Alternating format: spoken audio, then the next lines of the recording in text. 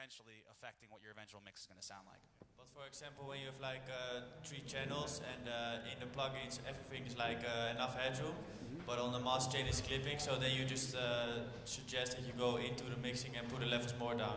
That is like on the master chain that you have like enough headroom.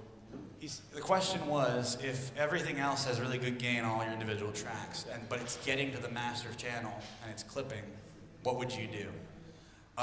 Depending on the DAW that you're working in, it's sometimes more or less complicated. I work inside of Pro Tools, so one of the two things that I might do is create a group that encompasses all of my channels, and that means everything that's going to the master fader directly, and then the subgroups.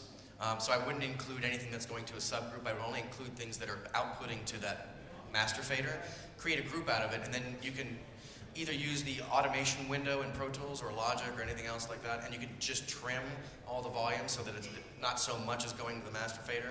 Another way to do it inside of Pro Tools is you can create that same group, but instead of trimming the automation, you can create what's called a VCA, or master VCA, and that allows you to drop or raise the volume of all those tracks that are included in the group at the time. Unfortunately, that's the only way to do it. You're going to have to just drop all those levels coming from the channels, and if you have automation on it, obviously you have to do it in the automation section, because if you don't, obviously drop it that way, then the automation will be affected. But you try not to paint yourself into that corner. I mean, during the entire production and mix process, you should be checking your gain scheduling to make sure you don't get there, and leaving enough headroom available so that by the time you're into the mix phase and you have to do things like push the lead vocal another 3 or 4 dB, you've got room to do it. So don't paint yourself into the corner by just pushing too much gain to begin with. Start to set yourself up for success in terms of keeping the headroom of your mix early on, so that you're not trying to correct for that later. But really the way to correct for it is just to adjust all those faders at one time as a group. Yeah, I would suggest that be the best way to correct. I mean, there are different ways you can do plugins and trims and things like that, but again, it's all additional processing, all additional CPU.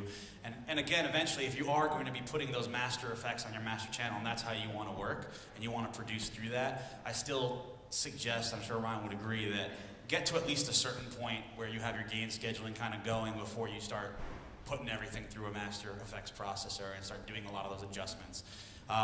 Because it just gets a lot more difficult to deal with overall. Yeah, that's true, but yeah, sometimes we need to fix things that are like... Again, yeah, there's no right way all the time, they're just suggested best ways, I mean, you can definitely deal with those situations. I just think in most cases, if you can, manage it ahead of time. But you said like it affects like the stereo width and all the gain, you know what I mean, like the quality. Yeah. But if you've like done it on my way, that you have like for example 100 tracks and every track is like they have enough headroom in the plugins, and then you set it like to one bus, because you can put all the faders down, of course. But yeah, you can also do it like with one fader, right? So that doesn't affect like the quality.